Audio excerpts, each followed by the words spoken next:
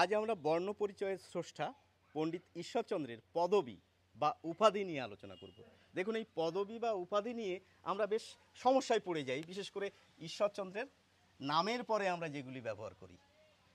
দেখুন না, কোথাও লেখা থাকে বন্দ্যোপাধ্যায়, কোথাও লেখা থাকে শর্মা, কোথাও দেব শর্মা, কোথাও বিদ্যাসাগর, আবার শুধু নামের পরিবর্তে বা পদবীর পরিবর্তে শুধু বিদ্যাসাগর লেখা রয়েছে। এমনটি কেন? তার আগে আমরা জেনে নিই, ঠাকুরদাস বন্দ্যোপাধ্যায় হচ্ছেন ঈশ্বরচন্দ্রের বাবা এবং মায়ের নাম হচ্ছে ভগবতী দেবী। তো ঠাকুরদাস বন্দ্যোপাধ্যায়, এখানে যে পদবিটা পাচ্ছি ঠাকুরদাসের নামের পরে লেখা রয়েছে সেটি হচ্ছে বন্দ্যোপাধ্যায়।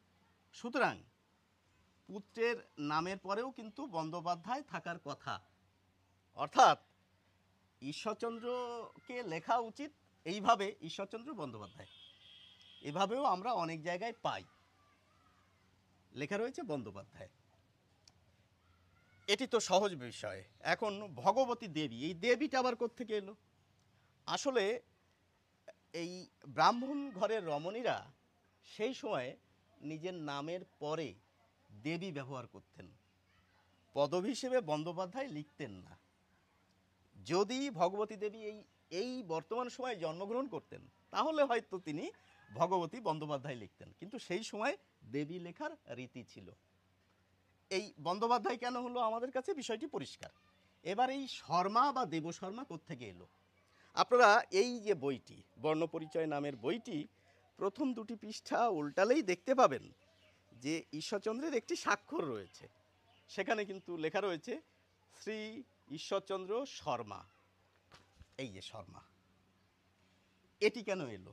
দেখুন, ঈশ্বরচন্দ্র বর্ণে ব্রাহ্মণ ছিলেন, আর ব্রাহ্মণেরা নিজের নামের পরে শর্মা বা দেবশর্মা লিখতে পারেন।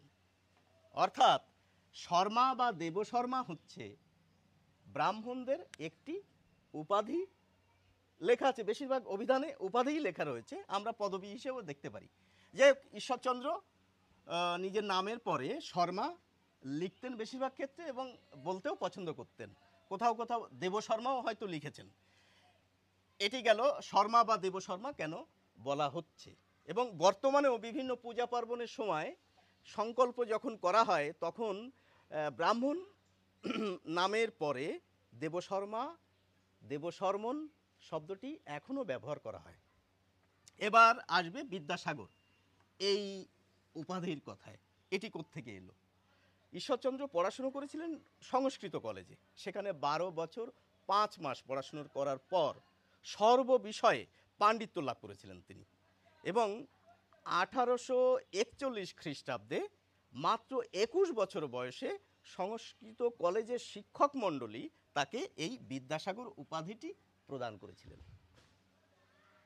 অর্থাৎ এটি হচ্ছে ঈশ্বরচন্দ্রের অর্জিত একটি উপাধি। এখন বিদ্যাসাগর এই যে উপাধিটি শুধুমাত্র কিন্তু ঈশ্বরচন্দ্র বন্দ্যোপাধ্যায়ই পাননি, আরও অনেক বাঙালি রয়েছেন এই বিদ্যাসাগর উপাধি পেয়েছিলেন, কিন্তু কর্মগুণে একমাত্র সাধারণ বাঙালি বিদ্যাসাগর বলতে একমাত্র এই ঈশ্বরচন্দ্রকেই চেনেন, আমরা চিনি। এখন এই বিদ্যাসাগর এই উপাধিটি এতই প্রচলিত হয়ে গেল এই ব্যক্তির নামে যে আমরা বিদ্যাসাগর বলতে শুধুমাত্র একজনকেই চিনি, যিনি এই বইটি রচনা করেছেন। সেই জন্য এই বইটি কার লেখা? এই গোলাপি মলাটের বইটি কার লেখা? আমরা বলি বিদ্যাসাগরের লেখা।